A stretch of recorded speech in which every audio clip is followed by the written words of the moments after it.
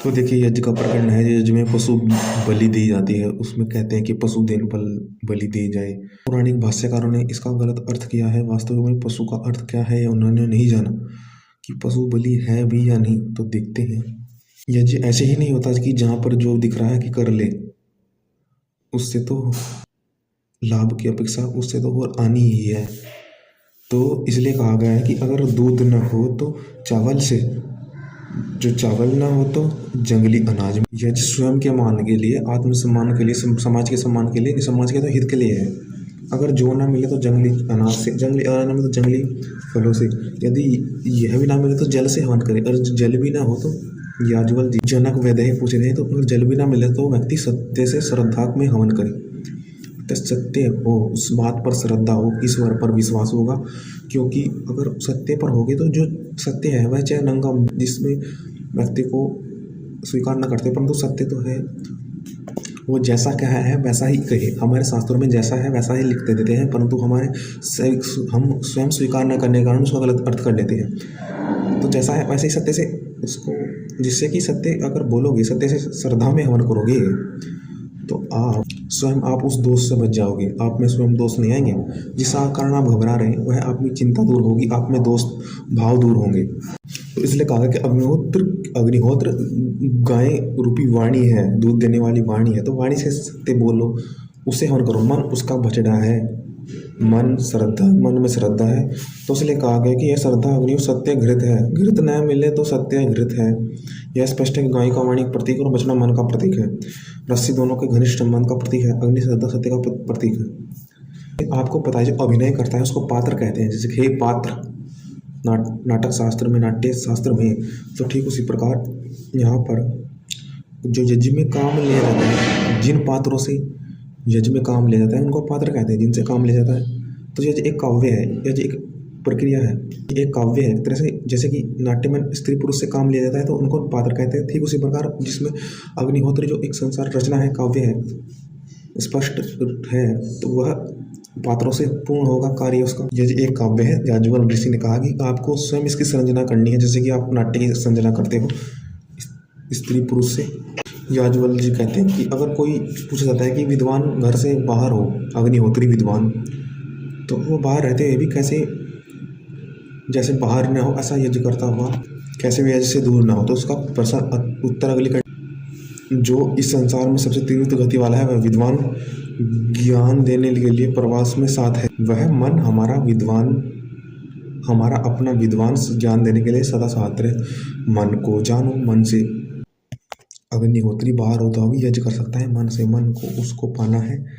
काव्य की रक्षा होगी। मन से वह अग्नि अविच्छिन्न रहेगी जो इशारा मन की ओर है। मन के द्वारा प्रवास हो जाएगा, क्योंकि श्रद्धा रूपी अग्नि मन में है और अग्नि रूपी काव्य उसके मन के साथ है। अब देखते कहते हैं कि कात्यायन स्रोत में कि अविक्रीणिना गर्द भेज्या, कि जो ब्रह्मचारी व्रत भंग करते उसकी गर्दन को भेद दो। यहाँ पर शब्द है कि इस कात्यायन स्रोत में कि मूर्ख, परंतु ना ये व्यक्ति मूर्खता का अर्थ समझते हैं, ना ये व्रत उसमें यज्ञ करने की प्रक्रिया को समझते हैं। यहाँ पर मूर्खता का प्रतीक गधा है। जिस प्रकार कहते हैं कि तू गधे के समान परिश्रम कर और जो खाने को कम दिया जाए, तो वो प्रायश्चित है कि गधे के समान परिश्रम करता जाए और खाना कम दे। और यह सीख देता है कि ब्रह्मचारी भरण करने से यही तुम्हें फल मिलेगा। प्रायश्चित का अर्थ है प्रायश्चित्तम, प्रायश्चित्तम अर्थात आगे दृढ़ निश्चय कर तूने भले ही अपना एक भार ढो लिया हो, गधे के समान परिश्रम तूने प्रायश्चित कर लिया हो, परंतु अगली बार अब तुझे दंड मिलेगा, पर अगली बार तू अपने कमर कस ले और दृढ़ निश्चय से आगे बढ़। यह ग्राम में प्रचलित है कि गधे पर बैठाकर उसको चलाते हैं, तो उससे उनका अर्थ तो उनको पता नहीं है, उससे कुछ व्यक्ति और बुरा मानता है। उसका अर्थ यही है कि गधे की तरह तुझे गर्दन में बैठाएगा, तू गधे की तरह काम कर और तनख्वाह कम ले, इसलिए तू अच्छा ही काम कर वापिस। तो ब्रह्मचर्य भंग करे तो गधे को काट कर चौराहे में हवन करे, इत्यादि प्रमाण देते हैं, परंतु प्रमाण गलत है। भला पूछिए क्या प्रायश्चित क्या होगा? एक पाप करने से पहले दूसरा पाप भी उसने कर दिया, गर्दन काट लिया, ऐसे तो हमारी भी गर्दन काट देगा। पाप को समाप्त करने से ऐसे समाप्त होगा। एक पाप निपटा नहीं, दूसरा पाप कर दिया उसने। जरा आगे और लीला देखिए। आगे पंडित यहीं भी कहते हैं कि एक सिर उसका बंटवारा एक अधर्मी को करो, एक उद्गाता को करो, एक यजमान को मिला।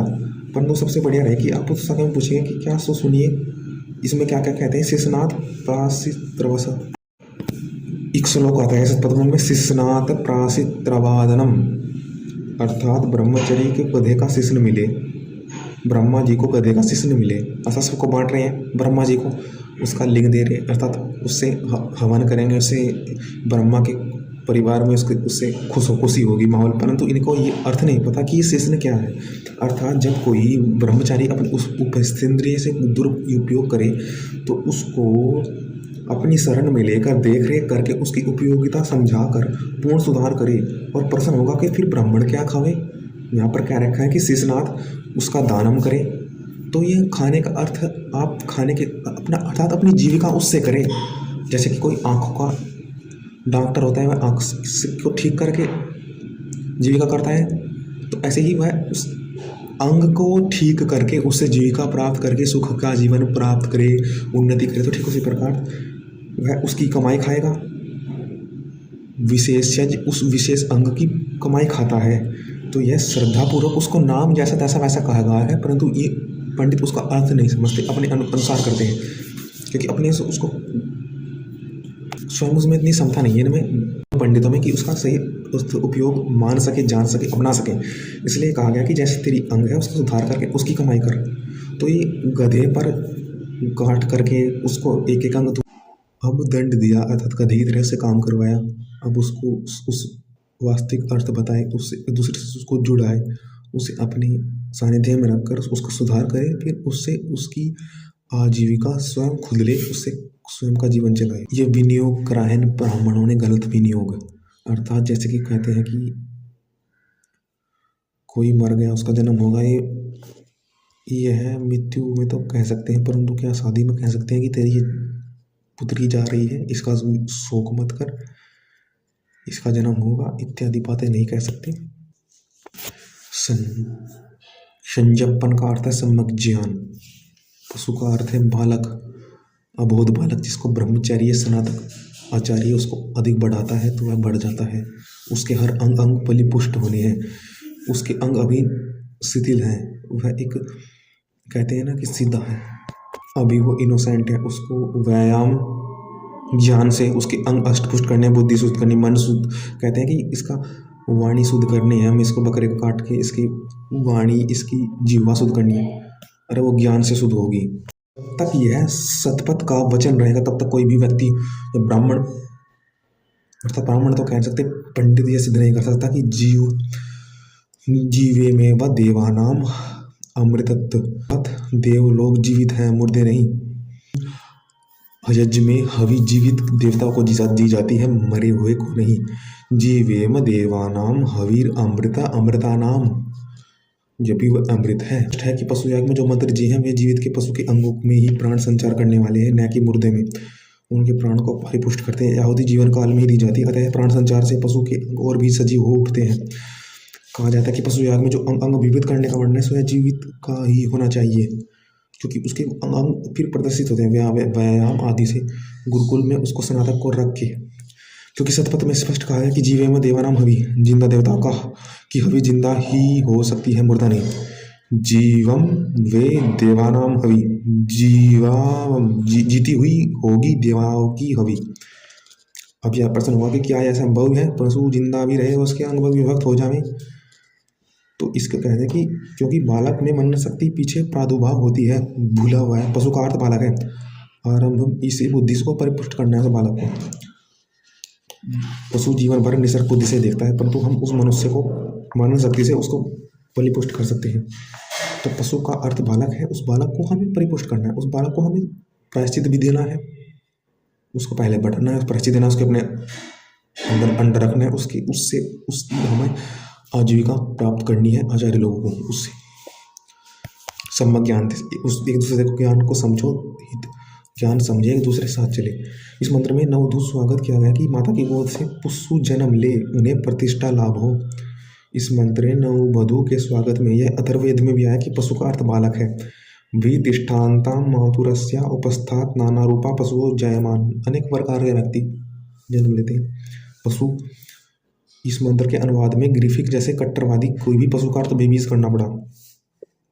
देवा यज्ञम यज्ञम तन्वानाम अबद्धनम पुरुषम पशुम, अर्थात जो विद्वान लोग पवित्र यज्ञ करते हैं उसमें पशु को बांधते हैं, अर्थात उसमें देखो उसमें आया है यजुर्वेद में पुरुषम पशुम, पुरुष पशु को बांधते हैं, उनको एक जगह रोक के रखते हैं, उनको श्रद्धा सत्य के संकल्प से जोड़ते हैं, सत्य से यज्ञ के अनुकूल करते हैं, उसको दूसरे व्यक्ति से जोड़ने के, जैसे कि हम गुरुकुल में जाते हैं, हम यज्ञ करवाते हैं तो उसको अनुकूल हमें हमारा विकास करने के लिए ही तो उसको करते हैं कि हम उसमें बैठे, नियम हमारे विकास के लिए तो है। तो ही पशु पुरुष समानने की बात। अब जो घोड़ा गधा पशु उसके नाम आते हैं ब्राह्मण क्षत्रिय और वैश्य, ब्राह्मण क्षत्रिय वैश्य आदि गुणों के लिए होते हैं, जैसे कि घोड़ा क्षत्रिय के अनुकूल गुण वाला है, वैसे शूद्र गधे के और ब्राह्मण बकरे के गुण समान इनोसेंट है। वह बालक वह शिक्षा दी जाती है, उसके एक एक अलग दिखने लगते हैं, वह जिंदा भी रहता है, उसके अलग अलग अंग दिखने लगते हैं, हष्ट-पुष्ट हो जाते हैं। बालक ब्राह्मण का इनोसेंट रहता है, उसको सिखा देते हैं तो वह उसके गुण क्षत्रिय के क्षत्रिय गुण घोड़े जैसे उत्पन्न होने लगते हैं। माता ने इसे खुआ रखा है, अब उसकी पेट की चर्बी अग्नि की तरह, ईंधन की तरह, व्यायाम से चर्बी ईंधन के समान जलकर कट जाती है। तो इसलिए कहा गया कि मे छदद कर दो उदरम लघु भवत दोग्यम वसु, वह लघु हो जाता है। ये तो वही बात है कि कालिदास का एक श्लोक है कि उस पार्वती की अंग अंग का विभव करके उसे सुंदर बना दिया। उस प्रकार नव यौवन ने, सूर्य की किरणों से कमल की पंखुड़ी खिल जाती है। क्या स्वयं यौवन पार्वती के, क्या इसका यह अर्थ होगा कि यौवन ने स्वयं पार्वती के अंग छुरी से काटे? नहीं, उसके अंग यौवन में प्रतीत हो रहे हैं, उसका उन्नति हो रही है।